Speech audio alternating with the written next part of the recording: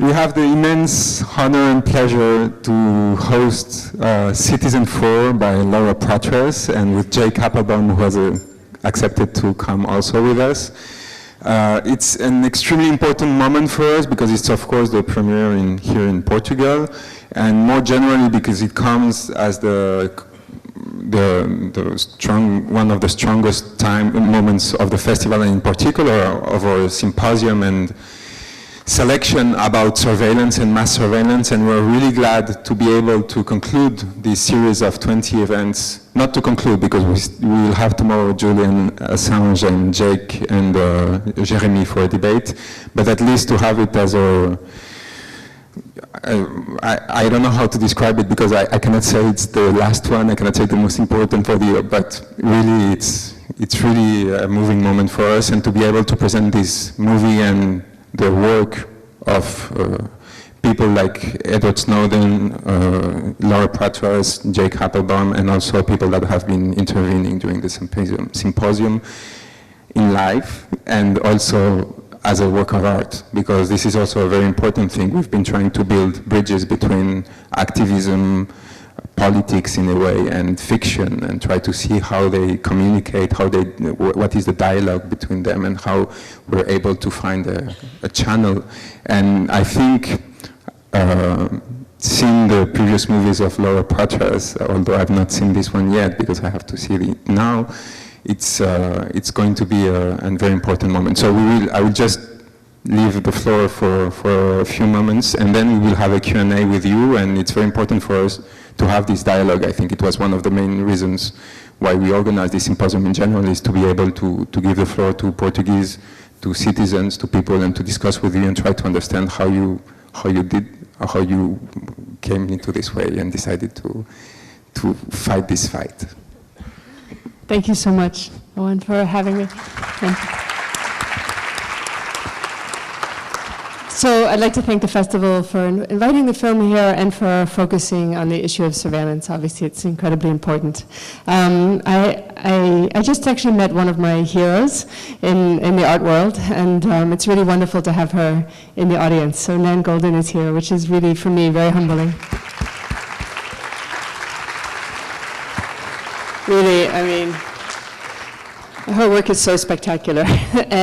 So I'm nervous, I'm screening when she's in the room. I don't usually, I'm not going to say too much about the movie. I'll let the movie speak for itself and then answer questions after. But I'm here with one of the people who inspired the film and who made the film possible. And so Jacob Appelbaum has been fighting for privacy and organizing both technically and artistically and journalistically for us to maintain our privacy, and it's wonderful that he's here. And I'm going to give the microphone to him for a minute to say hello, and then we'll be back after the screening. Great.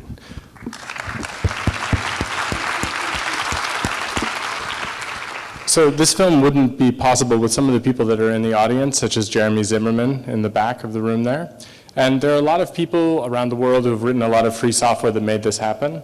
But fundamentally, I think the reason I'm standing here on the stage is to talk about Laura. And I think that's important. She doesn't like to be in the film and so on, but I think it's important that she's a courageous person who, during the making of this film, we really wondered every day if we would be murdered at different points. And that's a very serious thing, not a joke. And the reason that that hasn't happened is because of the overwhelmingly positive response from people like you, hopefully. So, enjoy the film. Thank you very much. One of the strongest parts of the movie is the materialization of what is happening, and it's something that has a lot been discussed over the symposium, is the fact it's difficult to grasp the revelations and even the history of Edward Snowden and the experience you've been through. And I wanted to know if it was a conscious move of yours to try to materialize, not only just by filming Snowden, but also by showing the places and the violence that emanates from these places, these bunkers actually, and several other moves during the movie that are similar. So actually, it's the first time I've heard the word violence used in relationship to, but I don't disagree with it. It's actually, I would consider it a compliment. I mean, what I've been trying to do in documenting the U.S. war on terror is to maybe translate it in a different way. Like we have a lot of information about what's happening and what the U.S. has been doing for the past 13 years. But how to translate it into sort of, I guess, more human terms or more consequences, human consequences.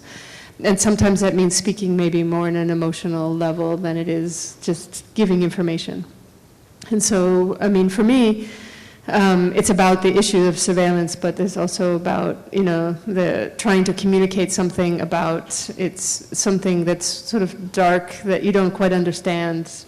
And it's dangerous and threatening. And so there's a lot of information in the film, but then also hopefully it's unsettling on another level, which is on a more emotional level. And it's certainly something that's trying to translate my own personal experience of what I think is happening, and what I think that people who are targeted, how they feel, like there's something amorphous and dangerous and ominous about this sort of growing surveillance state. And the filming these sites, I mean, most of the photographs or the images are by Trevor Peglin, who's a renowned photographer who's been trying to document the sort of secret world or black sites for years, and he's, you know, basically trying to visualize them and show them as physical places. And so he did, you know, what we see after Hong Kong, which is at Bude and at Menwith Hill, and later at the Dagger complex in Germany, this kind of growing architecture of surveillance and where it actually unfolds.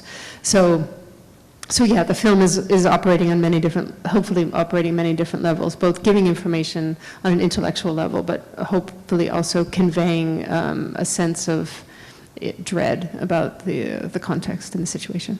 It was very striking during the screening to see that the audience, including myself, were laughing at the beginning of with the first declarations of the officials denying what was happening, etc. And progressively these laughs were going down because you were getting the feeling that not only this was real, but in a way it touched individually the people inside. I don't know, we'll open the floor afterwards for that. And in a way it was strange because you went to keep on with your life during these 2 hours, and I think it was important that you came at the beginning, and we, on the contrary, lived a concentrate of this, in the end, dreadful experience, even if the result is extraordinary and extremely important. And in a way it's like a mirror to ourselves who are carrying on our lives for weeks and months and years, whilst people like you and Jake were trying, on the contrary, we're living this experience to try to stop these programs. I don't know, Jake, maybe just what was your reaction when you saw the movie the first time? Simply, how did it connect with your feeling about what happened? And well, the first time that I saw this cut of the movie, I would say that it was profoundly disturbing. The first time I actually saw it open, I would say that it was a relief in a really strange way. For me, I didn't travel to the United States for the opening. I haven't traveled to the United States for over a year and a half. And during that period of time, working with Laura and with Glenn and with other people on some of the Snowden-related disclosures and similar things with Julian Assange, you know, it built a lot of tension, let's say. And so to see the film finished in Berlin with a number of the people that really helped to support over that year and a half, and for many years before that, to see it, it was sort of a relief. I mentioned earlier there was a sort of tension. Laura doesn't like to talk about this tension, but where a lot of stress and paranoia, where we worried, I was exceptionally worried someone might try to harm Laura, for example, during that period of time. So seeing it in Berlin, I thought, whew, finally, now that can happen and it'll be all right. Yeah. Which is maybe not the most pleasant reaction to seeing the film, but I thought, well, at least that part is done. And now everyone can see what has happened, what has come to pass. And so for me, I felt this giant wave of relief, knowing, for example, that people would see what Snowden had gone through, what real, actual stress that is not paranoia looks like. So if people talk about this film and they say, oh, it induces paranoia, well, maybe it's paranoia for someone that's watching it, but it's actually prudence for the people that are living it. And so to see that was a very, it was a relief to see that it was done, actually, which is it's also a really good film, but having a different view on those events over time, it definitely was a relief that we all lived to see the film. It's a good film because every story needs editing and putting aside the qualities of the cinematography as such. Having a possibility to edit its own history and it's creating a counter-narrative, and in a way, I mean, you were filming history. Were you conscious in the moment that... So I was very conscious that when I was very conscious when I was in Hong Kong that I was filming history. I mean, the type of filmmaking I do comes out of the context of cinema verite, where it's been where you really try to be as things are happening in real time, unfolding, and you don't know what the future is going to bring, and which is, and if you're in those moments, you really can get the sense of what the human stakes are, and it's not about people, doing interviews about people talking about what they felt like in the past, but like being there when it's happening, so you can see the anxiety and all those things. So I knew that that meeting, that Snowden, and that the meeting between him and me and Glenn Greenwald and Ewan was going to be like a really extraordinary sort of encounter in terms of journalism, that usually a source it's trying to remain anonymous in a situation like this, and that he had made the decision that he wouldn't remain anonymous. And so yeah, I felt like definitely that I felt my job in Hong Kong was not to report on the documents. I wasn't staying up with Glenn and Ewan working on the documents. I was documenting Snowden, and I was interested, like, why would somebody take such enormous risks in their personal life to reveal this information? To me, that was something that seemed really vital to understand, and that to understand that, we'd understand other issues on a bigger scale. And so I felt that very much while I was in Hong Kong. When I returned back to Berlin, then I shifted and started doing more working, reporting and collaborating with journalists, including Jake, on reporting on the stories. But there was another part of your question. Oh, the editing. Well, so this is very much an artistic collaboration between many people. The editor on the film is a woman named Mathilde Bonfoy, and she's an extraordinary editor who has worked in previous work includes Run Lola Run by Tom Tykwer. And she's based in Germany, and her husband, Dirk Woletsky, is the producer on the film. And they were, there was a point when I was getting these emails, and I was pretty confident that the source was legitimate, which meant that I knew that the stakes were really high, and not just for the source, but for myself and for anybody I was in close contact with. So there were a few people that I just warned about the fact that I'd been contacted, so that they would know, and then also to seek advice. Jake was one of the people that I warned that I'd been in contact. So also I told Mathilde and Dirk, and because I knew that there would be a massive leak investigation, and that everybody in my circle of connections would be pulled into that, right? And that there would be risks for them, and then also to give them the option to say, like, no, this is a little too much. That's not what I signed up for when I decided to edit a film, for instance. But Mathilde, Dirk, Jake, Katie Scoggin, my co-producer, there was not one person who said, stepped away. In fact, they all said, no, this is work is essential, and we'll do what we can to make sure that that the work goes forward.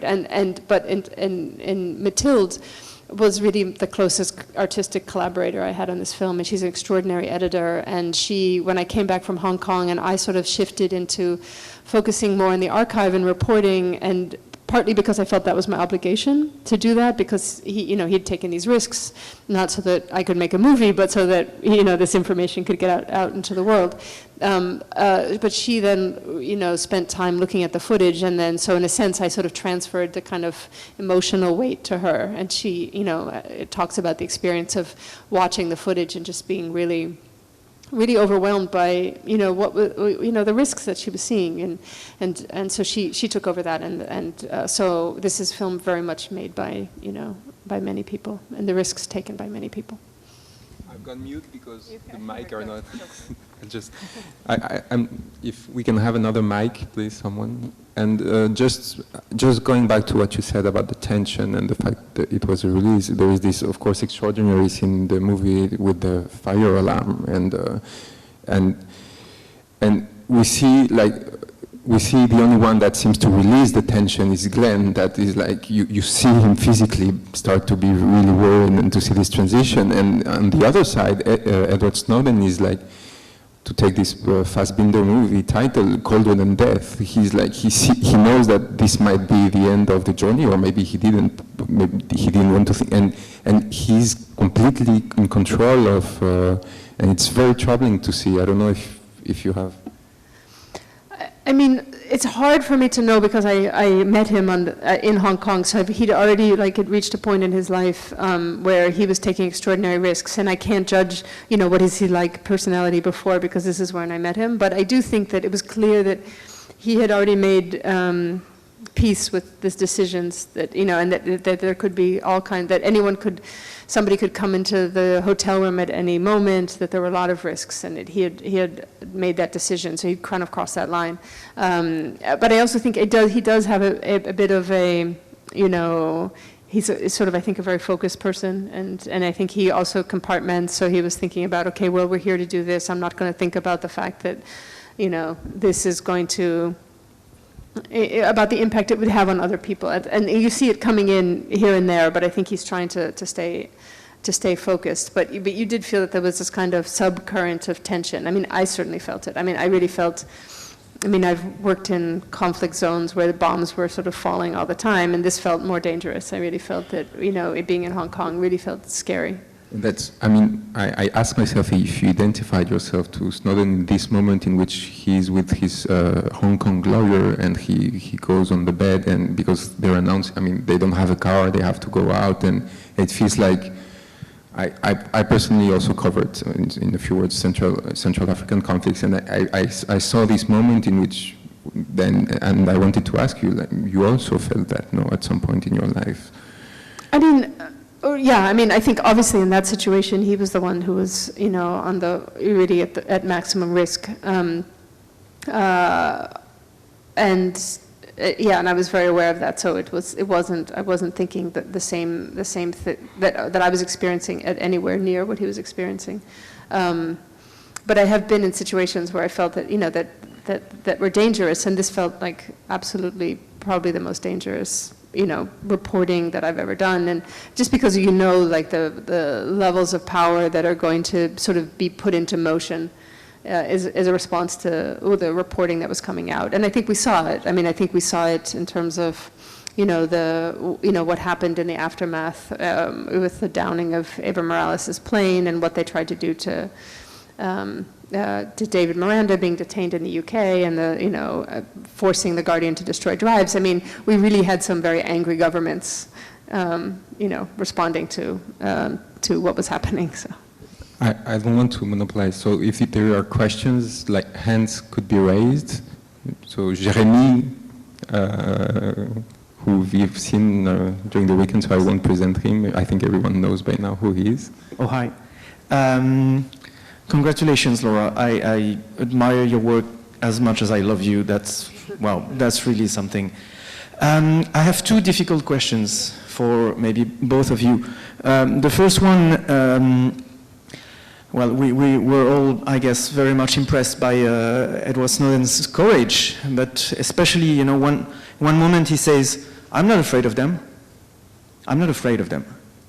I feel that, you're not afraid of the NSA. Jake is not afraid of the NSA. Still, when we unravel the cold brutality of those mass violations of our fundamental rights, people tend to get afraid.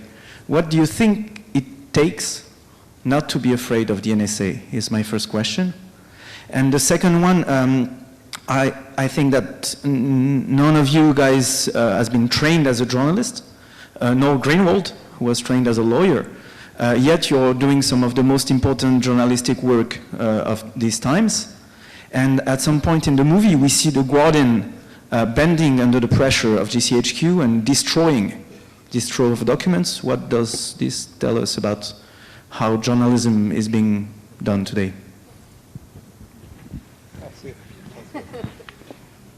Well, thanks, Jeremy, for those two very easy questions. First, what I would say is it's a total lie to suggest, even for a moment, that there isn't fear. I mean, Julian Assange, who is someone who I very much respect and who, in fact, taught me everything pretty much that I know about journalism, he suggests, and I think it is correct to say, that courage is acting not with the absence of fear, but even if you have this fear, doing this thing that you believe is important to do. So I absolutely have a lot of fear about the NSA. I also don't motivate myself through fear. I don't use that as a motivator. But I do look at history and think of what previous surveillance systems have been able to do. Most of the data privacy laws in Europe come from what was data misuse during the middle of the 20th century, mostly by the Germans. It's a very old trope to bring up the Holocaust, but it's true. The Deutsche Homag punch card machines were in fact used to organize the mass seizure of wealth and mass executions, to ensure that trains ran on time, and so on.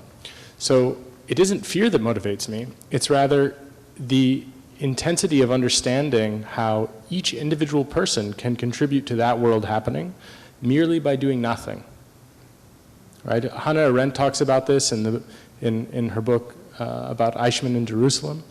And so I think it's very important, despite the fact that there are some people that are doing things that they think are right, that they have very powerful systems. And those systems have not yet been fully activated. And when we move into that world, the world will be significantly scarier, but also it'll be a world where it is significantly more difficult to do anything like this. Which, it's interesting to notice how, to answer your second question, that many journalists are captured by their establishment ties and their complete lack of principles, and instead a devotion to capital and to the state. The state is the new god right after capital. And it's clear to me, for example, that The Guardian cares about their British establishment ties more than basic human rights and more than honoring a source. The Guardian did not want to help me to have a letter to say that I was working with Glenn Greenwald, so they actually left me in the cold after I possessed classified documents where I was working with Glenn as a journalist. And the reason they didn't want to do that is because they didn't want to, quote, dilute their legal authority by writing a letter to me to protect me. They left me out on a limb and then sawed the limb. And they did that because the things that I'm willing to do to make sure that everyone in this audience can know what's going on is far more than The Guardian is willing to do.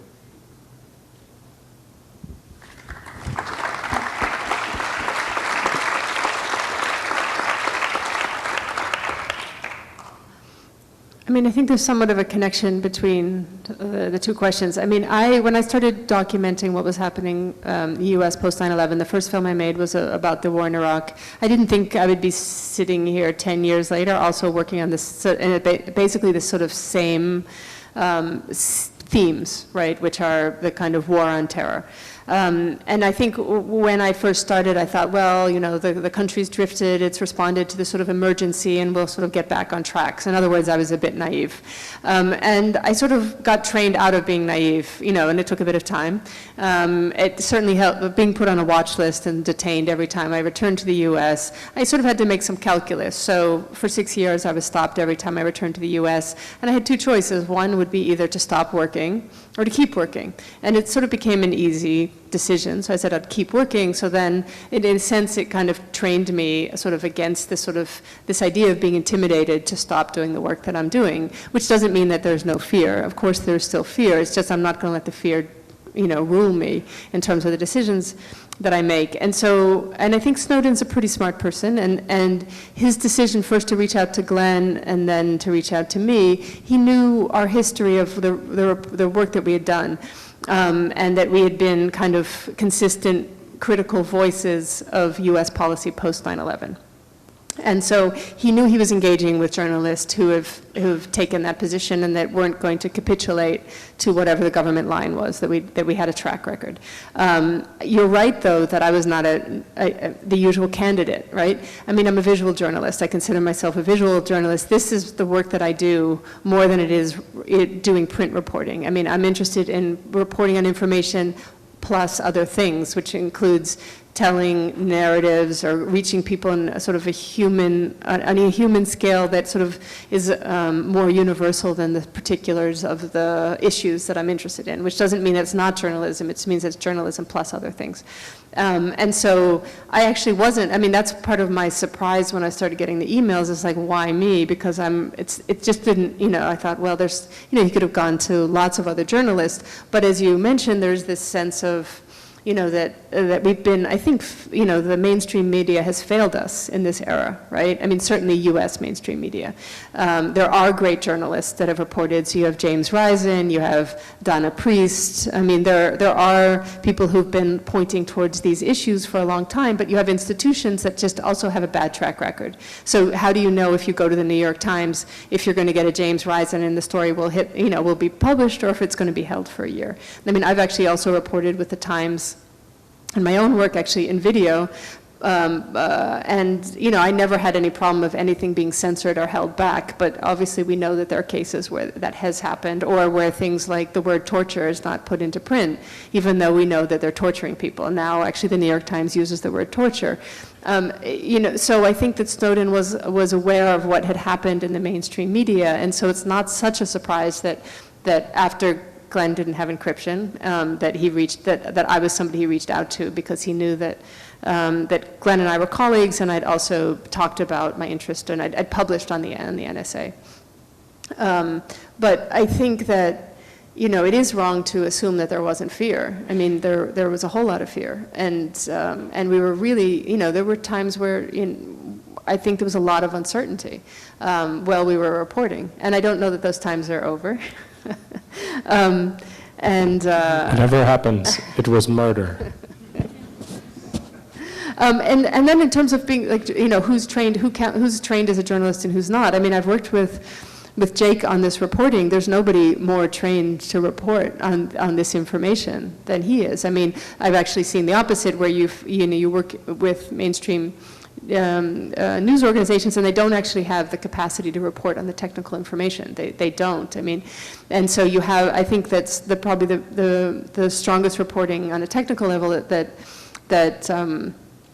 the Washington Post has done was when Ashkan Soltani came on board and started working on the stories, and then it sort of like upped the game in terms of what was happening in technical reporting. I mean, he's working as a technologist and also as a journalist, and I think actually the lesson from these revelations is the need to have more technologists and people who can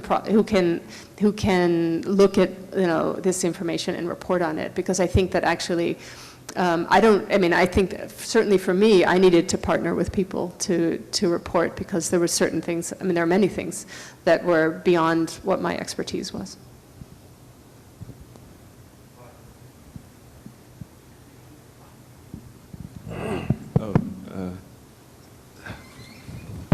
Yes, thanks. Thank you very much again for this remarkable work. And so I was thinking about one thing during the movies. It's very strange to see that there's no fear in the Hong Kong hotel room. It seems that there's no fear, that Snowden is not afraid, maybe you, I don't know, Glenn Greenwald. It seems that there's no fear. And there's another question is, why the CIA didn't send special agents? They used to do that. That could be easy. Before the 5th. Come and kill you. Before the 5th of June, or maybe after. And I think I understood. I'd like to have your feeling about that. I think watching your movie, I think I've understood one thing, is that maybe, that's an hypothesis I'm saying now, maybe that Barack Obama, maybe he didn't know exactly what the NSA, the extent of the collect of data, that they were working on their own. And I think that's the first time I understood that. Maybe I'm wrong, but I think he didn't know, the President of the United States, even what the NSA did on their office. And I think this is my last hypothesis, that the CIA maybe said, what do we do now, President, on the 6th of June? And I think maybe he said, we've made enough mistakes for now, and now we can't do nothing, we do nothing. Maybe that's why you were not safe, you were not in troubles with special agents in Hong Kong. Maybe I'm wrong. What do you think about all this? Okay.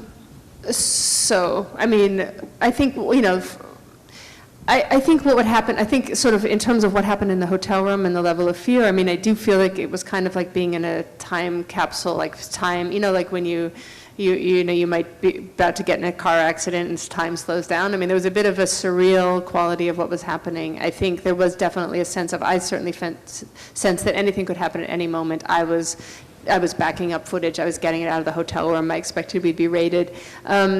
But I think that, you know, in terms of how the reporting happens, I mean, you have to understand that things happen that I think has never happened before. So, for instance, the reporting was so, you know, we arrived on a Monday and Glenn was publishing, you know, 2 days later. I mean, I think that probably the government maybe had a clue that that Snowden maybe had left the country, and that, and then a bunch of journalists got on the plane. I mean, we know that they pay attention to flight manifests, so they were probably putting the pieces together, right? That, you know, that something was happening in Hong Kong. But I don't think that they didn't expect it to happen in such an accelerated pace.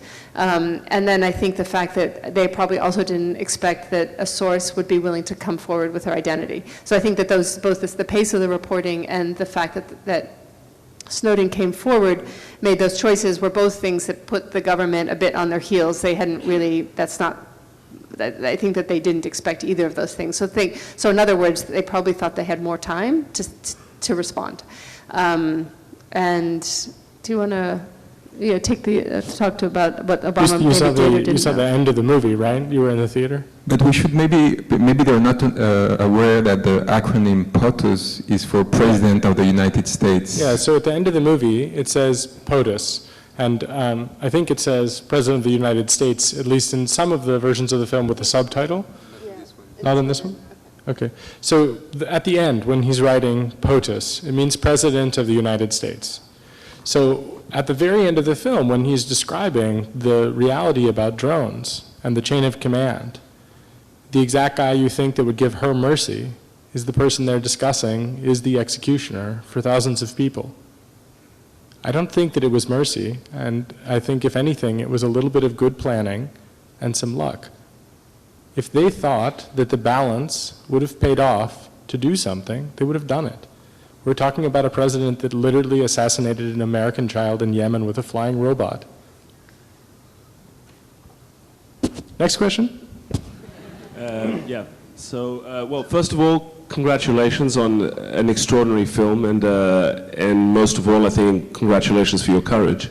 I have two questions. The first one of which is possibly a little bit semi-technical. Is I was wondering, we read a lot about things like the deep web, and that's accessed with special software that I see you laughing already. So I was just wondering whether this is actually beyond the access of all of this collection going on or not. And the second question, which is more practical, is how do we all, but most importantly you, go about your lives nowadays knowing what you know? How do you protect yourselves? And how does anyone protect themselves?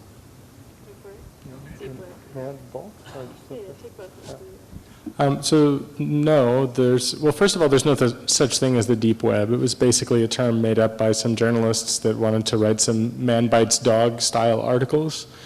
And it's actually very depressing to me to call it like the deep or the dark web is like this phrasing of things that are not available in Google. Oh wait, Tor hidden services are actually indexed by Google. Well, it's still different because you need to use Tor to access it. So I think just recognizing that that is a framing that sensationalist journalists use is an important framing. When it comes to targeted access, if these guys want access to something, there's pretty much nothing that they won't get on a long enough time frame.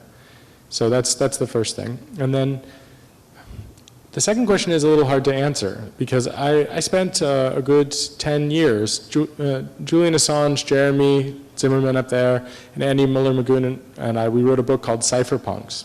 It's available on the Pirate Bay. You can also buy a copy, but don't just download it. And we talked about these issues. Whole populations under surveillance, we talked about how financial tracking happens, how freedom of movement is essentially curtailed, about surveillance across the whole planet, and about how that ties into, for example, assassinations. That is heavy. It's heavy to realize you live in that world at the same time as being able to sleep well and not have any trouble.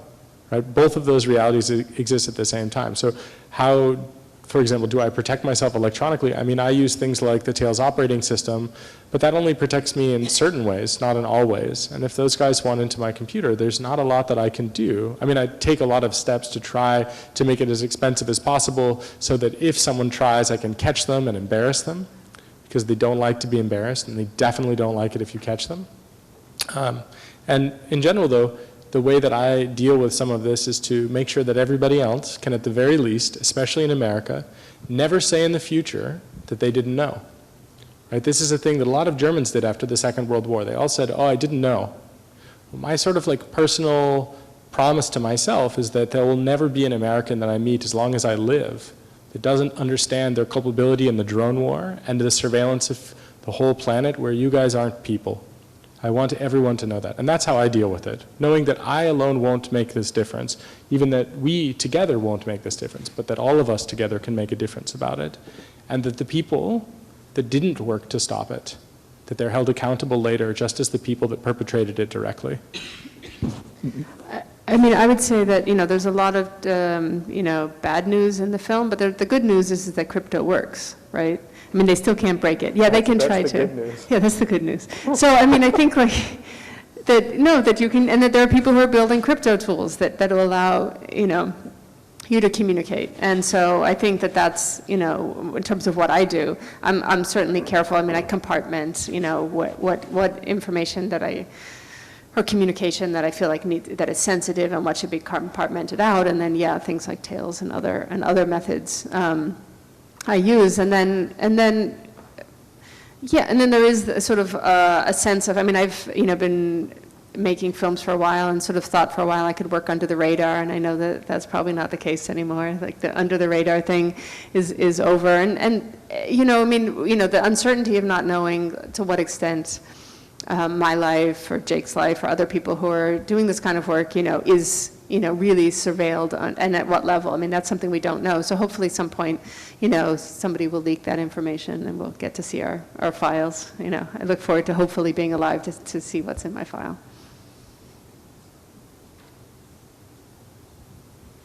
Thank you. I was wondering, the U.S. has been able to perpetuate these practices with the complicity of the Congress, the courts, and foreign governments. And I'm wondering if you could offer some gauge of how other societies have, the parliaments and other leaders, have they adopted policies to deter their leaders and governments from supporting the U.S. in these practices? Well, the European Parliament, for example, started an investigation into these practices to try to even understand what that means. There are other governments, like the United Kingdom, who have, even though they're part of the European Union, they have sort of doubled down on spying. And I think what's happening right now is that the world is sort of dividing a bit between, like I like to think about it as a pyramid. So at the top of the pyramid, you have the NSA, and below that you have the GCHQ, and the British are along there with the GCHQ. Then you have the Australians, you have the Kiwis, you have the Canadians, and you just kind of go down the line. And governments that are at the bottom of that pyramid tend to recognize that the bottom of the pyramid is a really bad place to be. And so they are making changes to rectify the fact that they're at the bottom of the pyramid. In other words, they're not really necessarily wanting to get into the mass surveillance game. So, for example, the United Kingdom being at the top of the pyramid, they're basically saying it's for your own safety, it's to help children, it's to stop terrorism, money laundering, the war on drugs. They don't learn from Portugal's lessons about how to solve some of those problems, for example, which is, it seems to me like something worth doing. And they're basically having sort of like policy double down. And that's very scary. The United Kingdom is leading in the opposite direction right now. The United States is also sort of having a struggle about that, but it's also at the same time continuing to build these systems, continuing to fund more wars and so on, and the intelligence apparatus that's tied to that. Places like Ecuador and Brazil and Germany are at least starting to have some dialogues about, hey, if the spying is going to happen, it should only be lawful, it should only be done by our agencies under judicial authority, it must be done with transparency and accountability and so forth. But really there's not one country in the whole world at the moment that has said, enough, we want out of the pyramid completely. And so some countries are definitely making a big mistake, which is they think they can partially be in that pyramid. I mean, the NSA does not care at all about Portuguese law. It should be clear to you. And so when you choose to make sure that only a Portuguese authority can wiretap you, you ensure that the NSA can wiretap you without any judicial authority at all. And every country in the world, it is exactly the same. If they cared about your law, they would let you be as a sovereign nation, but they don't. And you can see this.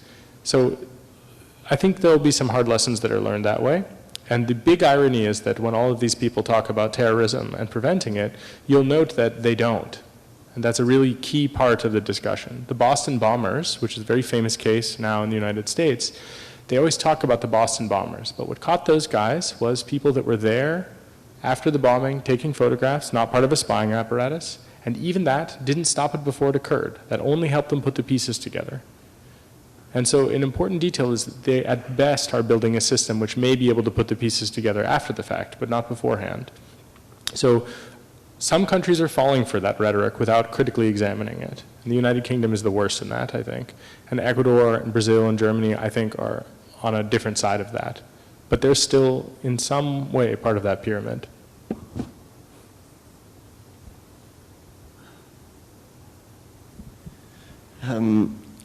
First, I want to congratulate you, Laura, for your work. Freedom of speech in Portugal has 40 years. We are a recent part of the free world. I guess 40 years is recent. For doing that, we had to have people going under to talk. We had to have clandestine organizations so we can go out in the public. Do you feel, as a part of that revolutionary work, where you, being a part of the free world, have to go underground so that you can go up, so that you can go out, so that you can say what you feel, so that you can exercise the freedom of speech that you have? Do you think that's what your work is now? Being a part of free world and not being able to be free? I mean, I don't think that I've gone underground, but I did make the decision to work outside of the United States in order to protect source material. So as a result of being detained at the border so many times. So I did make that choice. But my work is, it's funded by foundations in the U.S., and I still think that there is a tradition of, defense of the First Amendment and freedom of speech and tradition for that in the U.S. that would support my work, that does support my work. But yeah, I've had to take some pretty extreme measures in order to continue to work. I mean, I think it's not a good sign if journalists have to leave the country in order to protect source material. And it's not a good sign that, that journalists are being subpoenaed to reveal their sources and might have to go to jail, which is what's happening with James Risen, my friend and colleague at the New York Times. I mean, he might end up in jail because he's trying to protect a source, which is, a fundamental thing that if you're a journalist, that it's your obligation to do that. And that we're definitely living in times in the U.S. where there's a war on whistleblowers, there's a war on sources, and there's a war on journalists who are doing reporting around issues that the government wants to keep secret. So that includes, surveillance or the drone program or Guantanamo or torture or the Iraq War. I mean, all those kinds of things are, if you're reporting on that, you're going to be targeted. So we do have this for me as an American, really dark times, that we have, that we know that the U.S. government and the CIA tortured people and that nobody has ever been held accountable. I mean, and that we still have a prison in Guantanamo that's open after a dozen years, and people who are there have never been charged. I mean, that to me, those are the crimes that I think should be investigated. Instead, they're going after sources and whistleblowers and journalists. And so I think that is a pretty scary landscape, but I still think it's a landscape where I can, speak my mind, and report and have support for that work. Not across the board, but enough support so I can keep working.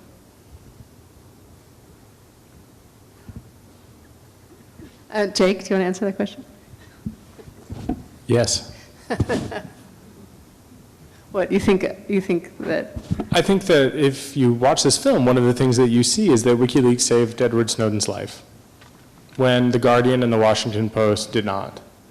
And the way that they did that is, of course, by studying clandestine organizations, understanding how to organize, understanding how to securely compartmentalize, how to use cryptography, understanding liberation movements across the world. I mean, that's sort of what I have spent the last several years of my life studying, understanding everything from the ANC's liberation movement in South Africa, to understanding how people fought the dirty war in Argentina, to understanding about the anarchists that fought against the fascists in Spain, really understanding how to organize labor in order to have the means of production. At least for me, when I talk about these things with Occupy Wall Street, I consider that in order to have a free society, you have to have clandestine organizations as well as mass movements. It is a necessity for free society. And that is why Snowden is now alive in Russia and not in an American prison. Because there were people that were willing to do that, and they didn't even make sort of like, let's say, they weren't trying to be legitimate. And I think Laura is very much an above board person, and it's good that Julian Assange also exists in that world. Because you need to have people that are as absolutely squeaky clean as Laura, and it's people that are willing to basically be thrown under the bus like Julian to make sure that people like Snowden survive.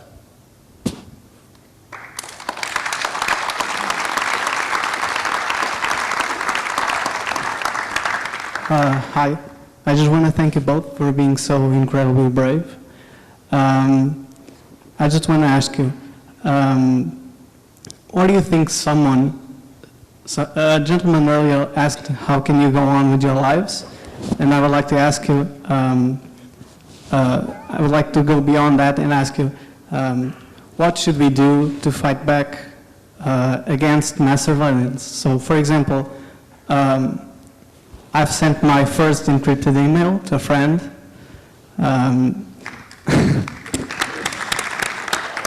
And for the past 2 months after work, I would translate this BBC documentary called The Dark Web. Jake is featured in it because I wanted my parents to see it. And actually, I think that's something that was missing in this movie, which was subtitles. But anyway, these are the small things that I've tried to do, but I still feel powerless. I still feel like there's something more that I should do. So, in your opinion, what's that?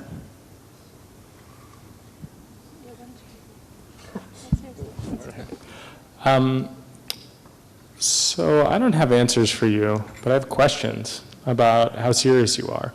Because the way that I look at this is that not every person can be Julian Assange, not every person can be a Laura Poitras, not everyone can be a Glenn Greenwald, but everybody can be aware of these things. So first of all, every person can say no when they think that something is wrong that's being done. And I think that often we sort of set that aside. There are technical things that can be done, like running a tour relay. There are useful social things to be done, like teaching a history about resistance to military dictatorship, for example. Like adopt an American, for example, to teach them about where they're headed. That might be a very useful social program. There are a lot of Americans that could use that help. And you often hear people talking about this and they say, I have nothing to hide. Engaging in that incredibly frustrating conversation every time it comes about is very useful. I don't personally have the patience for it as much as I used to because it's so sad to me. I mean, it seems clear, though, that when there are technical solutions and social solutions, raising consciousness about things is sort of the key to tying them together, right? I mean, for example, to have politicians understand that they will not be free if their communications can be captured, right? I mean, how free can you really be if someone knows everything that you do? When they understand everyone you communicate with and they understand everything that you've said. So to show politicians that, to sort of engage with this about, for example, encrypting things. But the goal, at least for me, is not to create a society where every single thing is encrypted or anonymized. The goal for me is to create a just society. And a just society comes from really thinking about your own situation and then applying yourself in that way.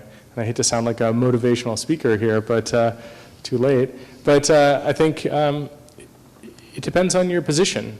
For example, there was a guy at a talk in Copenhagen yesterday. He said, I'm a computer programmer. I want to work on free software. I said, I have a better idea. You can choose that route. You can go and you can work on some free software crypto stuff. But maybe you can walk out of this talk and say you hated it and they were fools and that we're totally wrong about it, and you can go get a job with Europol and you can be the next Edward Snowden.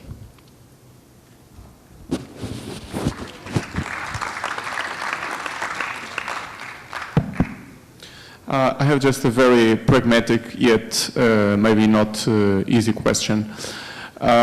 As we know and as we've seen from the movie, security and privacy takes a lot of proactive effort. And while the world has succeeded in having people adopting all types of different technologies, so far we have failed miserably on having people being more educating regarding how technology works.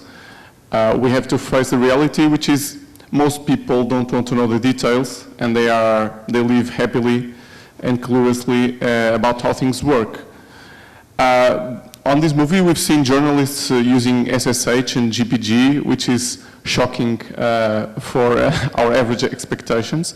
So my pragmatic question is, how are we going to make people more aware about important issues of technology and letting they know that they have to know more than what they are prepared to know nowadays?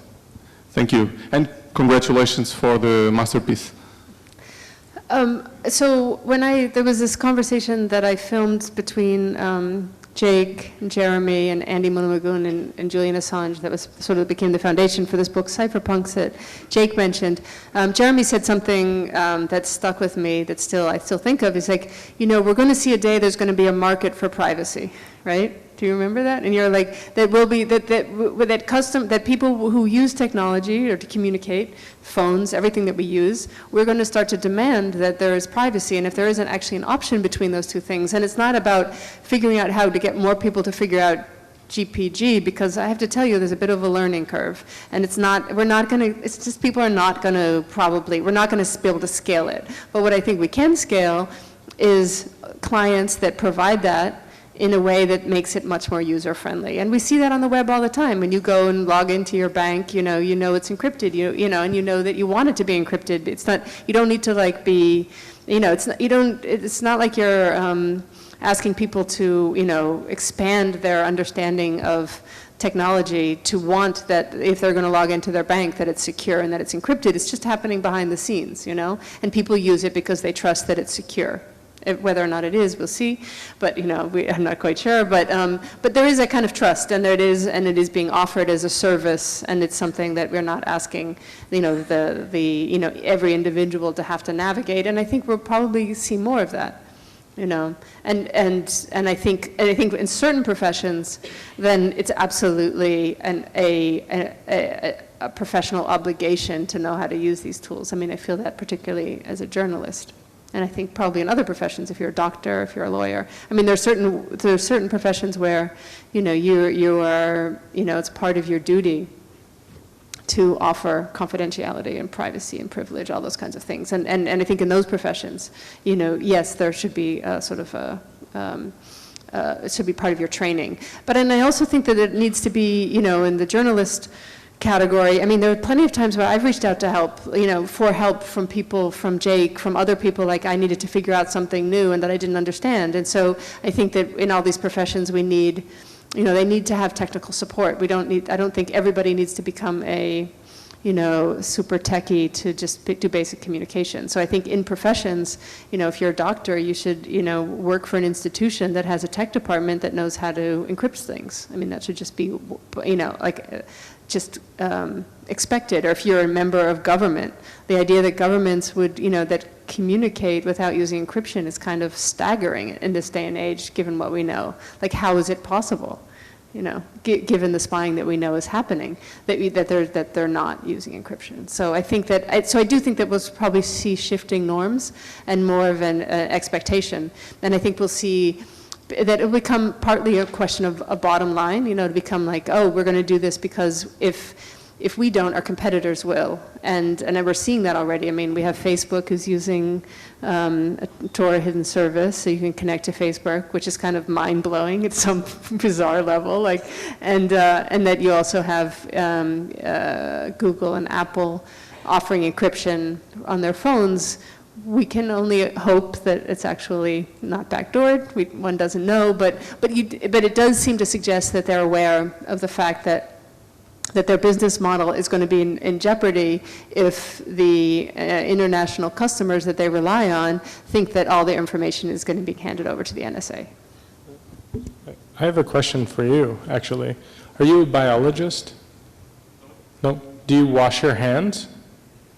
Yes, several times. Is that, you can check them. Right, okay. But do you, if you ever have sex with someone else, I assume you do, you're a good-looking guy. Do you... once or twice. Yeah, so congratulations. Ask me more, go ahead. But you, for example, probably would use protection. That's what a responsible person does, right? Right. But you don't know anything about retroviruses, probably, right? Like on a technical level, you don't know anything about biology really like the way a biologist does, right? No, not in detail. So maybe the solution to understanding mass surveillance issues is similar to the way that we've come to understand biological issues, which are serious. They kill people if you don't get it right. It's something as simple as washing your hands. So I would say that I don't take a market-based capitalist approach to solving this. I don't think markets will solve it because it is far more profitable to enslave you than to protect you. That's capitalism, actually. That's how it works. So rather... And when it gets too centralized, then it's very easy to target. For example. So it's a compromise. When it gets easy for people to use because they adapt to that same standard that everyone uses, at the same time there's a network effect and it's in economic terms and it gets centralized, so it's easy to target. So it takes more effort than that to be secure, right? Maybe. So there are different levels of security, but what I mean to say is that by taking those basic biological precautions, you don't actually stop it, but you reduce the risk. And there's a kind of selection that will happen, a natural selection, where people that don't understand the way that crypto works will be far more likely to be surveilled and to have their data sold and to have negative consequences. And we're just in the beginning of this period of time. So think of it like the early 80s. People did not understand things relating to HIV in the early 80s. And by the late 90s, a lot of those people were gone. So we will see similar things. The people that are in that situation now, the San Francisco of today, are the people in the drone countries. They're the people that when they don't understand about metadata being used for targeting, those are the people that get eradicated from the face of the earth by a drone.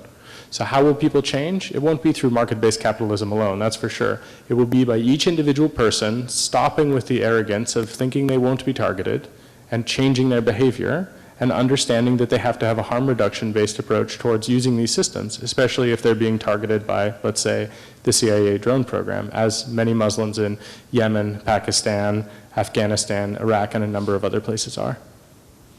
Thanks for sharing your view. This is a filmmaking question for Laura. I was really taken by how emotional the film was, even though it's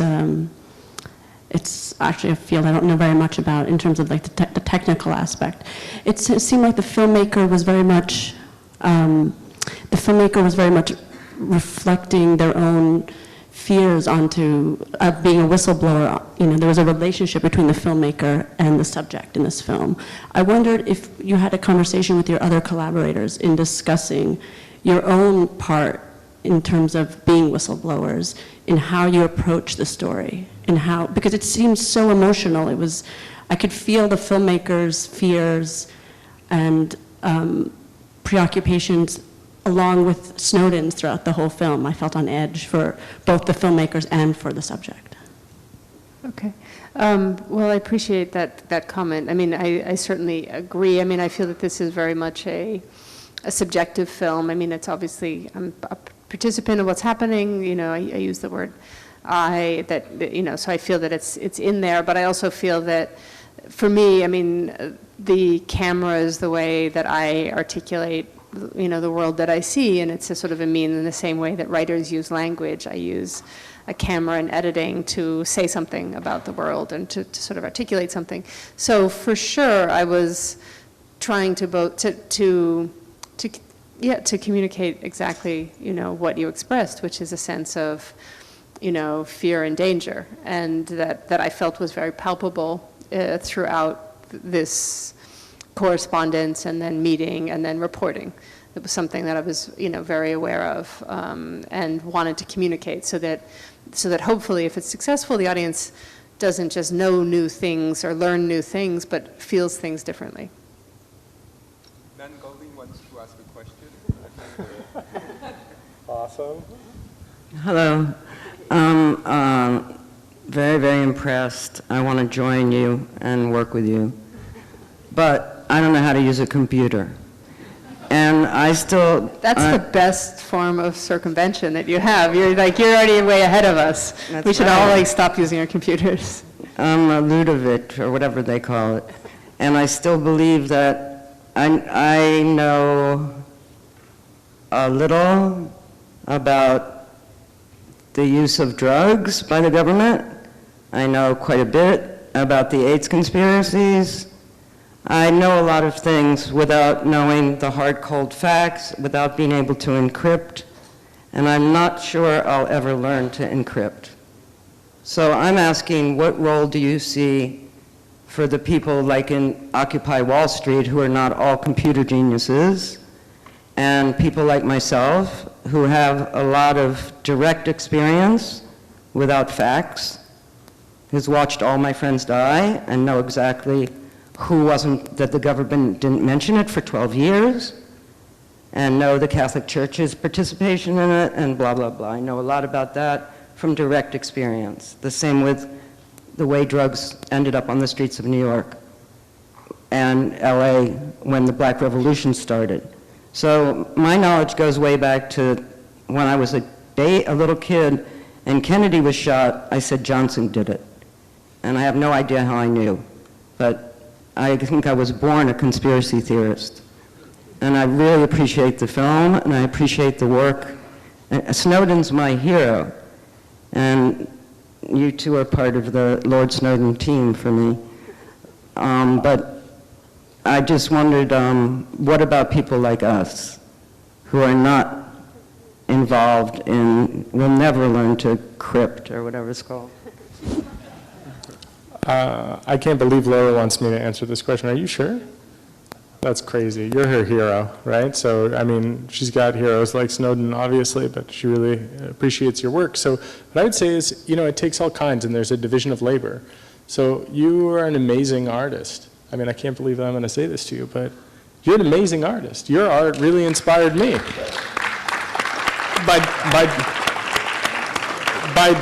By documenting, I was telling Laura tonight, when I first saw your photography, I thought, that's strange. That's not really that special. That reminds me a lot of my life. Because I grew up in a place with a lot of really strange people around. And then I looked around and I saw all the other art that was in the same place.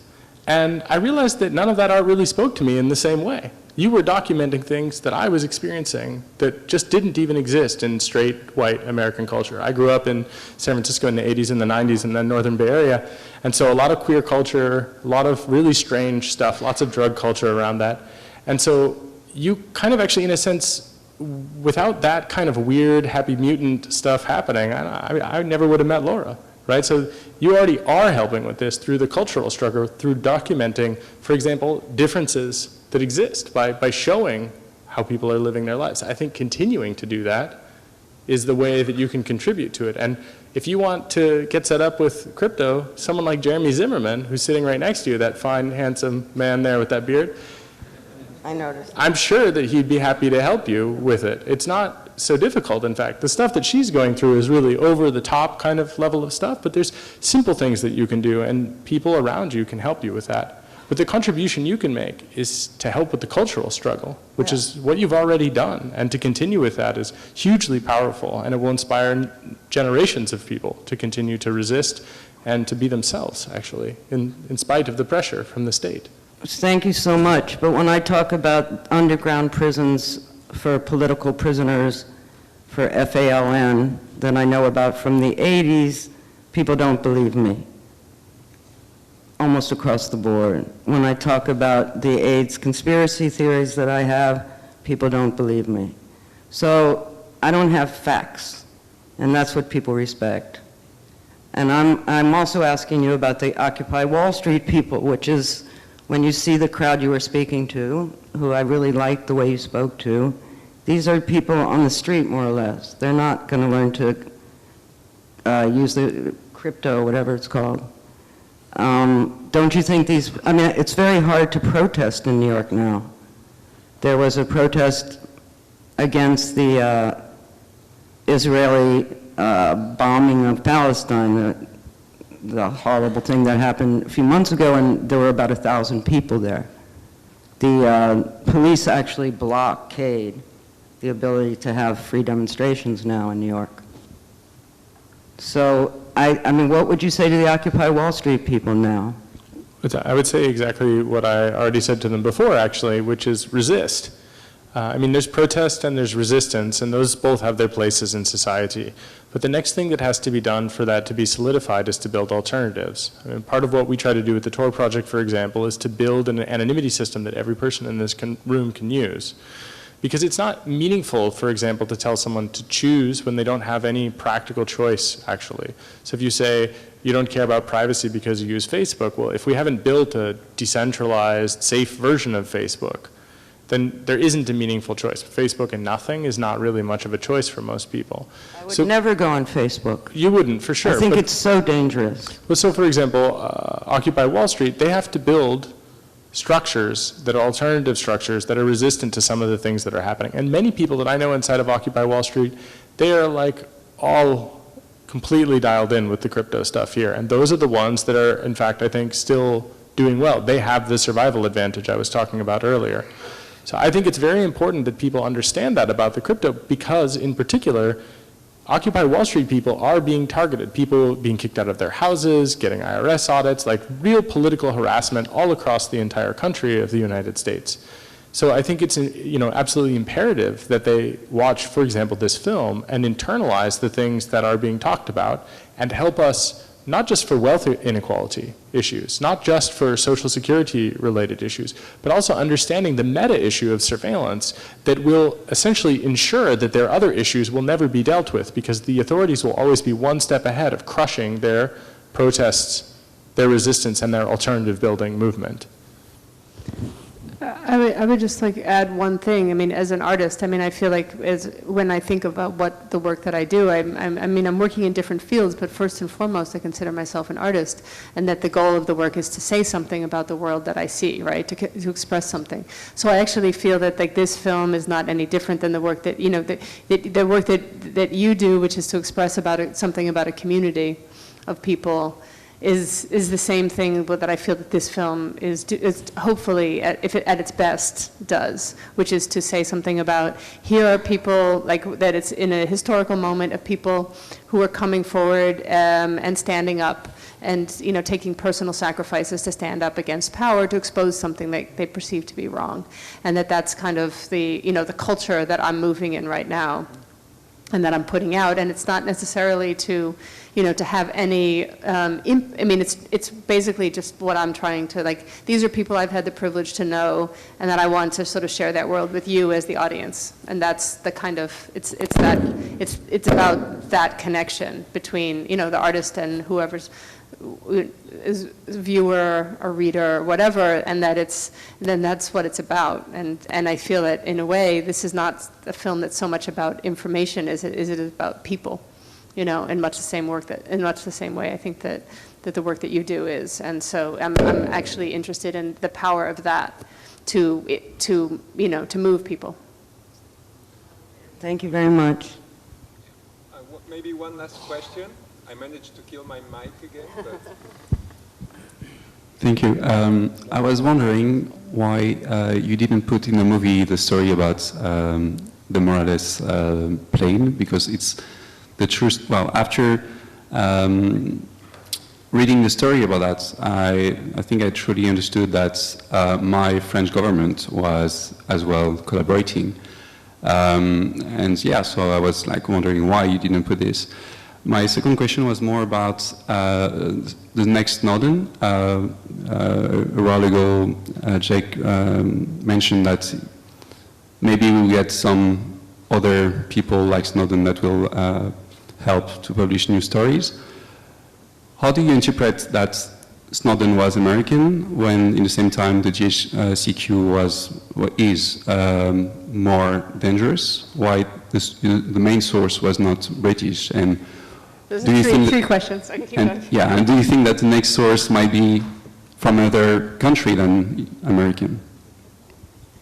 In terms of the Morales flight, I mean, we did have a version of the film for a while that was in there, and that it felt like what we wanted to not do was, there's a lot of things that aren't in it that happened. So a lot of stories that were published that aren't in, and events that happened. And we had a version, and it felt like it was just basically sort of more following the events, and that we'd made the decision to keep the narrative sort of focused on where the protagonists were, and we didn't sort of step out and become super like big picture and try to get everything in. So it was basically a choice. If I had, I mean, so for instance, I had tried to film in the Moscow airport. It didn't work out. If I had been able to film, it would have been in. And so there are those kind of, like the film is pretty much built a lot on what I was able to document, as and we didn't want it to just be a chronicle of all the stories that happened and all the things that happened. In terms of the end of the film, I mean, for me, like it's the note that I want the film to leave on is the sense that things are still dangerous for people, and these programs are still ongoing, and that we're living in times where it's individuals taking risks, whistleblowers taking risks to expose wrongdoing rather than governments being transparent, and sort of wanting the film not to feel that it's ending on any note of closure, because I don't think that that's where we're sitting. So I want it to end there, but it's not. It's more a call for like why is the U.S. government engaging in these policies, in the first place, and why is there so little transparency and so little sharing of information with the public? That's actually the question, and why is it that people are having to take these risks to reveal things? So that's kind of more the note that I want to leave it on, rather than to speculate about anything about sources. And there was a third question. There was a third part of it? Well, no, but do you think that your movie will help to have new leaks, or do you think it make it more difficult? Yeah. When you see the story about Snowden, I think some part of the... I mean, I don't feel it to be the point of the film. Okay, thank you very much. Yeah, one more. Just when you thought you could get up and use the restroom. I'm really surprised that no women asked a single question. Is there not a single woman that wants to ask a question in the audience? Yes, hi. So it's not a question for you. It's a little bit of It's a little bit of advertisement. Like we have a little group here, and every month we meet to discuss about this subject, about internet freedom in general. So if you have any question about free software, how to run Linux, how to use cryptography, please come to our group, and we will help you set up these tools. You can find us on internet on redecentralized.org, local chapter Lisbon, and we have a silo version also in meetup.com, Internet Freedom Lisbon. So we are welcome. Awesome, thank you.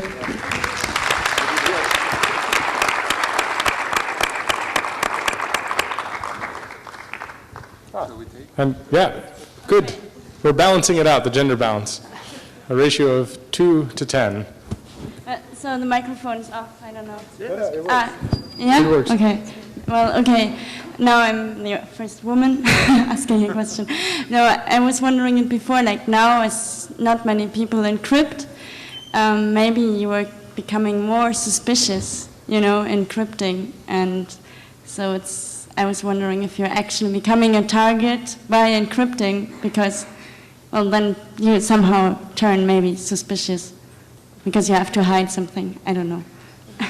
So there's no question that in some cases using encryption will make you more suspicious. But I'd like to give you an example, which I think is a good one. So suspicion about using encryption means that you're doing something but they're not exactly sure what. And if encryption is ever a crime, this could be a very serious issue, of course. But when it's not, and it's merely that they suspect you of some other thing that's just being done, it's good news that they only find suspicion of something but they're not sure what. Imagine, for example, that you're an Iranian man and you go to a gay dating site.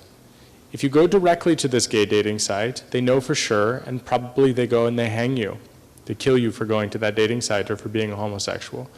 You use the Tor browser instead to go to that gay dating site, and they merely know that you're one of 50 or 60,000 people in Iran using Tor. They don't know that you're going to that gay dating site. It might be that the crypto makes you suspicious, but the other thing is a death sentence. Every place is different. Every other place has different rules. You know, in different countries there are different sensitivities, obviously. But the key thing is that it's very different to be absolutely certain versus for someone to have some kind of a suspicion and not to be able to confirm it. And so I would choose almost always to be a little suspicious than to be giving someone absolute certainty about a thing where they would like to do some harm.